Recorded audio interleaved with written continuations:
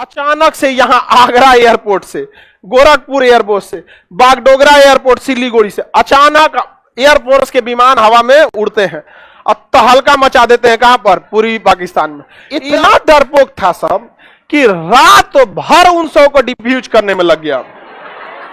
सुबह जब रोशनी हुआ तो पता चला खाना खाने वाला टिफिन है।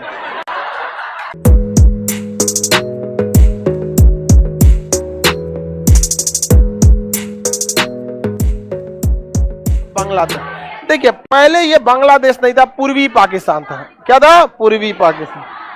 पाकिस्तान इस साइड में पश्चिमी पाकिस्तान था और ये साइड में पूर्वी पाकिस्तान था। अब आप देखिए ध्यान से समझिए, इस देश का मतलब करता धरता था जिन्ना।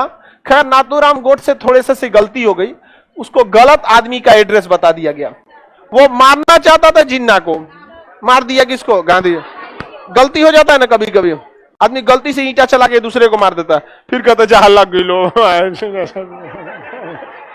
नहीं, ईंटा चलाता है दूसरे को मार देता आदमी। नाथूराम गोडसे को जिन्ना को निपटाना चाहिए था और 5 साल पहले निपटाना चाहिए था, शिमला सम्मेलन से पहले 1944 में।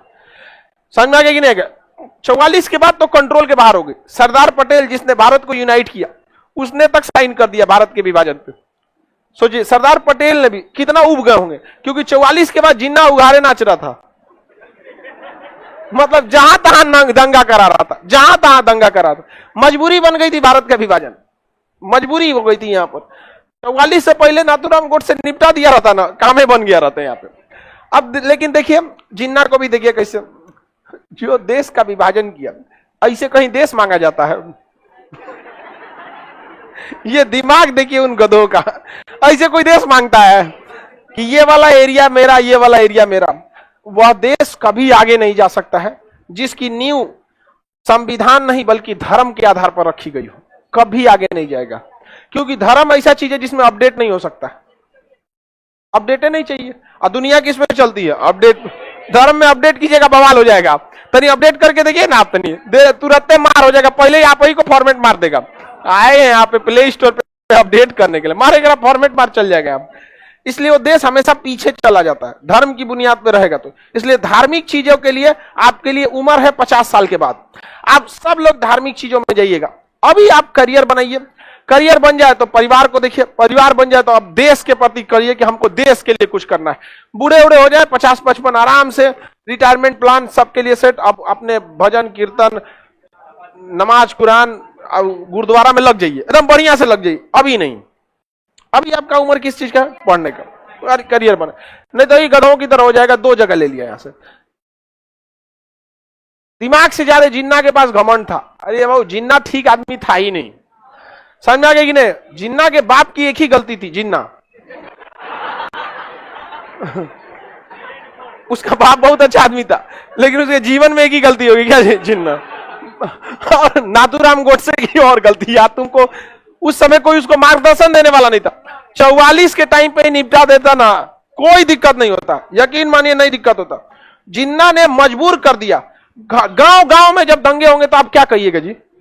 जिन्ना ने स्पष्ट बोला था, प्रत्यक्ष कार्रवाई दिवस। खुलेआम कोई बोलता है कि हम दंगे कराएंगे? वो चोट्टा खुलेआम बोल दिया और भयानक से भयानक हो गया। खैर उसको आप सुधार नहीं सकते हैं, उसको वो उसकी रूह भी उसको ना गाली दे रही होगी कि इसके शरीर में घुसे थे हम। आगे देखते हैं यहां पर। तो ये पूर्वी पाकिस्तान, ये पश्चिमी पाकिस्तान, ये इतने कमीने हैं कि इनको कहते हैं कि रे बंगाली। यहां पे बंगाली भाषा बोली जाती है, क्योंकि भाई पूर्वी पाकिस्तान आज न था, हमारा बंगाल था। क्योंकि ये जब था तो दोनों एक में थे सब, बंगाल। तो अंग्रेजों ने देखा कि भैया यहाँ का मुसलमान भी पढ़ा लिखा है, यहाँ का हिंदू भी पढ़ा लिखा है। अंग्रेजों को लग गया कि हमारे लिए सबसे बड़ा सरदर्द यही होंगे। तो 1905 में इसने इसका विभाजन कर दिया। इधर रखा पश्चिम बंगाल, वेस्ट बंगाल, इधर रखा पूर्वी बंगाल, ईस्ट बंगाल। समझ में गया? और वही ईस्ट बंगाल आगे जाके क्या बन गया? पूर्वी पाकिस्तान। और वही आगे जाके बांग्लादेश। और ये बेचारा पश्चिम बंगाल पश्चिम में रह गया, जबकि भारत के नक्शा के हिसाब से ये पूरब में है। दिख रहा है? भारत के नक्शा के हिसाब से पूरब में, लेकिन वो भारत के हिसाब से थोड़े विभाजन हुआ था, वो तो बंगाल का विभाजन हुआ था। इधर वाला पूर्वी बंगाल, इधर वाला पश्चिम बंगाल। अब अंग्रेजों को अब ध्यान से आगे समझते हैं। तो जब देश आजाद हो गया तो अंग्रेज पाकिस्तानी जो थे सब इन लोगों के साथ गलत व्यवहार करते थे। इन्हें काला कलूठा कहते थे। अब जैसे बंगाल के लोग नॉर्मल होते हैं, जैसे हम लोग का जो कलर होता है, बंगाल में कमोवेश लड़का मतलब एवरेज आदमी का यही कलर, कर्क रेखा के पास से गुजरेंगे तो ना गोरे होंगे ना काले ही होंगे, मीडियम रह जाएंगे वहां पर।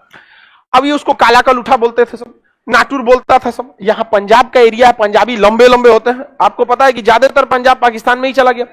हमारे यहाँ जो पंजाब बना है, देखते हैं पंजाबी कितने हिष्ट पुरुष होते हैं। इनको नाटा, बकलोल, बंगाली गाली देता था सब यहाँ पर। हद तब हो गया जब यहाँ के एक बहुत प्रमुख नेता थे शेख मुजीबुर रहमान, वो चुनाव जीत गए। चुनाव जीतने के बाद भी उनको शपथ नहीं दिलाया क्योंकि वो बंगाली थे। ऐसा हाल होगा। अभी बताइए, अगर कोई बिहार से चुनाव जीतता है और उसको इसलिए शपथ नहीं दिलाया जाता है कि तुम बिहारी हो, तुम मंत्री कैसे हो सकते हो, गृह मंत्री कैसे हो सकते हो, प्रधानमंत्री कैसे हो सकते हो, ये तो बिहार में बगावत होगी कि नहीं होगी? वही हाल हो गया यहाँ शेख मुजीबुर रहमान। शेख मुजीबुर रहमान को बुलाया गया कि आओ शपथ, नहीं दिलाया सब यहाँ पे शपथ दिलाने, और न तो बंदी बना दिया, कहा कि तुम बंगाली मंत्री प्रधानमंत्री बनेगा। भाई ऐसे बवाल हो गया, यहाँ के लोगों के अंदर बगावत हो गई। यहाँ पर जब ये लोग बगावत की मांग करने लगे तो पाकिस्तानी आर्मी गई यहाँ पर और 30,000 महिलाओं का रेप किए थे सब। ये सब इनसे आप कभी इंसानियत की उम्मीद मत रखिएगा। ये हरामी अपने देश के नहीं हुए सब, हम लोग के क्या होंगे सब, समझ, अपने देश के नहीं हुए सब। घर में घुस घुस मार दिया सब वहां के लोगों को। अब यहाँ के लोग पूरी तरह से त्रस्त हो गए। शेख मुजीबुर रहमान को यहाँ बंदी बना लिया गया। अब यहाँ आई इंदिरा गांधी, कहीं की चोट्टा कहीं का, तुम ढेर नौटंकी करता है। तुरंत बुलाई मानेकशॉ को, सैम हारमूस जी, प्रेम जी, जमशेद जी मानेकशॉ पूरा नाम था उनका, हमारे सेनापति थे वो। मानेकशॉ साहब कहे कि युद्ध करिए, मारिए इसको। मानेकशॉ कहे कि नहीं, युद्ध कर ही नहीं सकते, अभी हम तैयार ही नहीं है, बरसात बाद ही युद्ध होगा। क्योंकि मानेकशॉ, इनको तो आइडिया नहीं था इंदिरा गांधी को, इनको चुनाव का आइडिया, युद्ध का आइडिया तो सेनापति को था। वो कहे कि बरसात का समय है, जून का महीना, आप कैसे कर दीजिए युद्ध? कोसी नदी बाढ़ लाएगी, महानंदा बाढ़ लाएगी, यहाँ पे ब्रह्मपुत्रा में बाढ़ आया रहेगा, पूरा बांग्लादेश दौड़ जाएगा, हम जाके मरेंगे वहां पे, नहीं लड़ेंगे। कैसा सेनापति है? कैसा सेनापति? कौन? बहादुरी और बेवकूफी में अंतर होता है। इंदिरा गांधी कहेगी था, बताइए लड़ना कब है आपको? मानेकशॉ ने कहा था कि जब लड़ाई होगी ना तो लड़ाई लंबी चलेगी। हम चाहेंगे कि लड़ाई लंबी ना हो, लेकिन लड़ाई खींच जाती है लंबी, क्योंकि जितना हम प्री प्लान करके जाते हैं उतना होता नहीं है, हो सकता है लंबे हो जाए। तो इस बीच जब तक बरसात नहीं खत्म हो जाता है, आप अंतर्राष्ट्रीय दौरा कीजिए और अपने गुटों को मजबूत कीजिए कि युद्ध के समय जब अंतर्राष्ट्रीय दबाव आए तो आप कैसे झेलिएगा वहां पर। इंदिरा गांधी ने कहा कि अच्छा ही बात है। तो मानेकशॉ ने याद दिलाया, याद कीजिए आप लोग को, जब रूस फंस गया था श्रीलंका में, उसका दिमाग काम नहीं कर रहा था, तो भारत ने वहां से अमेरिका को खदेड़ने में मदद किया था लिट्टे के थ्रू। यहां पर आप रूस से संबंध को ठीक कीजिए, और इधर हम अपनी सेना को ट्रेनिंग देते हैं, और इस समय सेना ट्रेनिंग भी ले लेगी यहां पर, और साथ में उधर बरसात भी खत्म हो जाएगा। इस बीच यहां शेख मुजीबुर रहमान और बंगाली लोग पूरे भड़क चुके थे, और उन लोगों ने अपनी एक सेना बना लिया, मुक्ति वाहिनी। और उस मुक्ति वाहिनी को हथियार कौन दे दिया? भारत। ट्रेनिंग कौन दे दिया? भारत। अब मुक्ति वाहिनी तैयार। बरसात का समय बीत गया, ठंडी का दिन आ गया, दिसंबर का महीना था। अचानक से यहां आगरा एयरपोर्ट से, गोरखपुर एयरपोर्ट से, बागडोगरा एयरपोर्ट सिलीगुड़ी से अचानक एयरफोर्स के विमान हवा में उड़ते हैं और तहलका मचा देते हैं। कहां पर? पूर्वी पाकिस्तान में। एयरफोर्स पूरा तबाही मचा दी पूर्वी पाकिस्तान में, और नीचे पड़ी थी मुक्ति वाहिनी, जिसकी सेना का नेतृत्व कौन कर रहा था? Indian army. गोली चलाने वाला मुक्ति वाहिनी बंगाली था, लेकिन उसका कमांडर भारतीय था। इंडियन आर्मी के कमांडर सब कमांड किया था उसको मार, क्योंकि गोली चलाने वाले को आइडिया नहीं ना रहता है कि कैसे मारना है, सेना को कैसे बिछाना है। एक आम आदमी को कहते पटना शहर को घेरो तो पता नहीं चला, भीगने पहाड़ी पे पहुंच जाएगा वो। उसका पूरा स्ट्रेटजी होती है ना। तो सेना का कमांड कौन कर रहा था? Indian army. और लड़ कौन रहा था? मुक्ति वाहिनी। इधर से नेवी लगा दिया गया, नीचे से किसे लगा दिया गया? नेवी। और नेवी इधर से जो तबाही मचाई जिसका कोई हद नहीं, और यहां लगाया गया था आईएनएस विक्रांत। आईएनएस विक्रांत जो था उसी के जगह दूसरा बनाया गया, आईएनएस विक्रांत 2 है। जैसे बाहुबली, महेंद्र बाहुबली की जगह पे अमरेंद्र बाहुबली, वैसे विक्रांत। तबाही मचा दिया, और देखते देखते महज एक हफ्ता में जो पाकिस्तान की यहां आर्मी थी वो सरेंडर बोल गई। आर्मी थोड़ी चुट्टा बलात्कारी था सब, उसे मारा सब इंडियन आर्मी वाला घुस घुस के। अब मुक्ति वाहिनी वाला वो जान लिया सब ना, क्योंकि उनको देश के लिए भी लड़ाई ले रहा था, अपनी बहन बेटियों की इज्जत का भी बदला लेता। गोल घुस घुस के मारा सब, वहां मरने के बाद भी मारा था सब मुक्ति वाहिनी वाला। मार चट्टा कहीं का पाकिस्तानी, तुम लोग बहुत बुरी तरह यहां पाकिस्तानी मरने लगे सब। अब यहां से पाकिस्तानी सेना रीइंफोर्समेंट के लिए हवाई जहाज से उड़ान भरी, मार के जयपुर के ऊपर गिरा दिया सर। चट्टा कहीं का, कहा कि तो पगला हो गया है, ऊपर से जाएगा तुम, यहां से ऊपर जा, मार के गिरा दिया। एयरफोर्स जा नहीं सकी, पैदल आर्मी की हिम्मतें नहीं हो रही थी कि जाए यहां पे, हेल के जाएगा पैदल, यहां से बिहार बीचों में पड़ता है। हाँ? लौटेबे नहीं करते लोग, कसम से बता रहे हैं। अगर तुम एक बार कोई बिहार से जाए, हम पकड़ेंगे जिसको, हम तो नहीं लौटाएंगे। चाहे तुम यूएनओ में केस करो, जनेवा में केस करो, नहीं लौटाएंगे। स्टाफ रखेंगे यहां, लाइन लगाएगा वो, नहीं समझ आई कार्ड चेक करने में लगाएंगे यहाँ पे सब, यहाँ पे ना लौटाएगा आदमी। यहाँ पे छोटा फ्री में मिल रहा है, बंधुआ मजदूर काहे छोड़ेगा आदमी। पुरानी यादें ताजा होंगी, हमारे पूर्वज बंधुआ मजदूर रखते थे, हम गए नहीं यहाँ पर। उसके बाद उसने सोचा नेवी से लौटा जाए, तो पाकिस्तानी नेवी इधर से निकली। जब पाकिस्तानी नेवी इधर से निकली, मार के धज्जी उड़ा दिया सब नेवी का, पूरी तरह से तबाह हो गया पाकिस्तानी नेवी। अब भारत के सामने जीत एकदम हाथ में आ गया था। एक हफ्ता के अंदर अंदर पाकिस्तान लग गया था कि अब हारेगा, लेकिन पाकिस्तान ने एक बहुत खतरनाक चाल चला। उसको पता था कि इंडियन आर्मी इस साइड में ध्यान नहीं दी हुई है, और हकीकत में यहां एक जगह है लोंगेवाला में महज 120 फौजी तैनात थे, महज 120 फौजी। और उनके जो मेजर थे, कर्नल मेजर चांदपुरी, कौन थे? मेजर चांदपुरी, महज 120 फौजियों की टुकड़ी लेकर खड़े थे। 120 फौजी मतलब बहुत कुछ नहीं होता, एक छोटा सा पोस्ट था। और उसके जस्ट पीछे जोधपुर एयरपोर्ट था। उस समय की जहाजें रात में उड़ान नहीं भर सकती थी। 1971 का जमाना बहुत पुराना था, रात में जहाजें उड़ान नहीं भर सकती थी। पाकिस्तानियों ने क्या किया, अपना पूरा टैंक रेजिमेंट लेके चले आए सब। टैंक आप देखे होंगे, युद्ध में होता है टैंक वगैरह, इस पे बम गोला बारूद का असर नहीं करता है, इस टाइप का रहता है टैंक। यहां पूरी की पूरी टैंक रेजिमेंट लेके चले, और 6000 फौज लेके चले आए।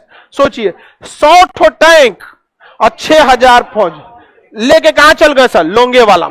और घुसे सब रात में। उनको पता था कि 100 फौजियों को निपटाने में आधा घंटा लगेगा, टैंके कचार देंगे यहां पर, और उसके बाद चल जाएंगे जोधपुर एयरपोर्ट पे। एयरपोर्ट कुछ कर नहीं पाएगी, टैंक से मार के एयरपोर्ट तोड़ देंगे, कब्जा हो जाएगा यहां पर। अब यहां खड़े थे मेजर चांदपुरी। इनको जब खबर हुआ कि 6000 फौजी आ रहे हैं पाकिस्तानी, 6000, और पूरी टैंक रेजिमेंट है उनके साथ, तो मेजर चांदपुरी को ऊपर दिल्ली से आदेश दिया गया कि आप नहीं लड़ पाइएगा, वापस हट जाइए। उन्होंने कहा 1.25 लाख एक लड़ावा, तब गोविंद सिंह नाम लो। भाई उस सिख सरदार है, 1.25 लाख से नीचे बती नहीं करता है। समझ गए? उनका धार्मिक नारा है कि चिड़िया नू में बाज लड़ावा, मतलब चिड़िया से हम बाज को लड़ा देंगे। बाज जब आसमान में उड़ता है ना, कोई चिड़िया नहीं दिखती है, भाग जाते हैं सब, खा जाता है पकड़ के वहां पे बाज। तो चिड़िया नू में बाज लड़ा, गीदड़ नू में शेर बनावा, मतलब गीदड़ को भी शेर बना सके, और 1.25 लाख नू एक लड़ावा, तब गोविंद सिंह नाम रखावा। कहने का मतलब क्या है?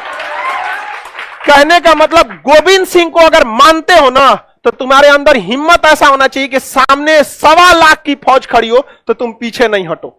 ये मतलब नहीं कि आप 1.25 लाख से लड़ लीजिए, 1.25 लाख बहुत ज्यादा ही आबाद है, लेकिन मतलब यह है कि अगर तुम अकेले खड़े हो ना, 1.25 लाख की फौज भी खड़ी हो, तो तुम पीछे मत लौटो यहां पर।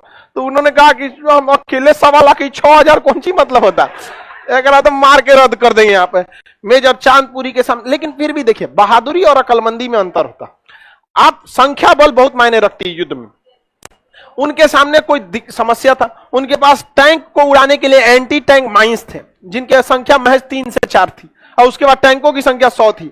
उन्होंने क्या किया ना, टिफिन जो होता है ना खाना खाने वाला, जमीन में टिफिन गाड़ दिए, और आगे थोड़ा सा 3-4 गो माइंस था, उसको बिछा दिए।